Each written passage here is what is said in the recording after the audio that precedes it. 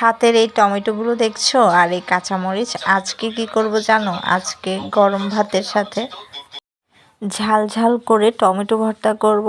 আর এই মাছগুলো হচ্ছে তেলাপিয়া মাছ।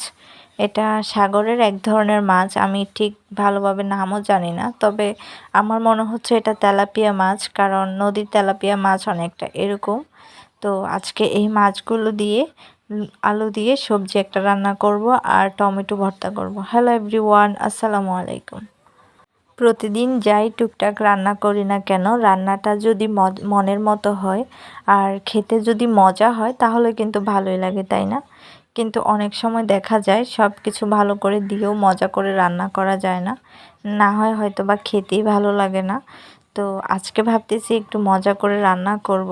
এই মাছগুলোকে আগে প্রথমে নুন হলুদ সব কিছু দিয়ে একটু ভালো করে মাখিয়ে রাখবো, যেন পরবর্তীতে ভাজা যায়। একটু কাটা মোটামুটি আছে এই মাছে, তো কাটাওয়ালা মাছ আমি সবসময় আগে একটু ভালো করে ভেজে নিই, কারণ যদি না ভাজা হয় তাহলে কিন্তু মোটেও খেতে ভালো লাগে না। তো দেখতেই পাচ্ছ এখানে নুন হলুদ সব পরিমাণ মতো দিয়ে নিলাম। একটু পানি ছিল, এটা ছেঁকে নিচ্ছি।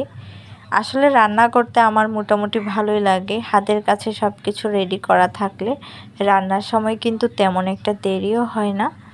তো আমি একটু ভালো করে হাত দিয়ে একটা একটা করে মাছ মাখিয়ে নিচ্ছিলাম। এই মাছটা কি সুন্দর করে অর্ধেক কেটে নিয়েছি, মানে বাকি অর্ধেক ফেলেই দিলাম। আসলে মাছ এখনও ভালো করে করতে পারি না। তো যাই হোক, মাছগুলো মাখানো মোটামুটি শেষ, এখন আমি কিছুক্ষণ রেখে দিব। আজকে সবজি এনেছিল টমেটো মূলা আলু।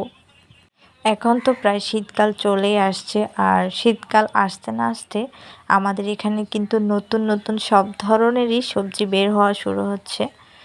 বাজারে দেখেছিলাম ফুলকপি পাতাকপি, তারপর আরও অনেক কিছু।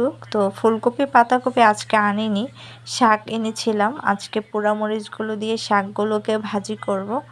এটা হচ্ছে রাই শাক এক ধরনের, মানে এই শাকটা কিন্তু খেতে অনেক মজা, আর এটাতে প্রচুর পরিমাণ ভিটামিনও থাকে, তাই ভালোই লাগে। শাক ভাজি মোটামুটি আমি সব সময় খেতে পছন্দ করি, বিশেষ করে তোমাদের ভাইয়া অনেক বেশি পছন্দ করে। তো শাক ভাজিতে আমি একটু বেশি করে রসুন দিব, কারণ রসুন ছাড়া কিন্তু শাক ভাজি মোটেও ভালো লাগে না।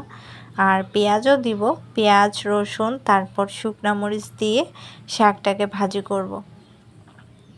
আচ্ছা, আমার এই রান্নার ভিডিওগুলো তোমাদের কার কাছে কেমন লাগে অবশ্যই কিন্তু কমেন্টে জানিও। আমার তো মোটামুটি প্রতিদিন যাই রান্না করি টুকটাক সেটাই তোমাদের কাছে শেয়ার করি, আর শেয়ার করতে কিন্তু আমার কাছে ভালোই লাগে। আল্লাহ হাফেজ।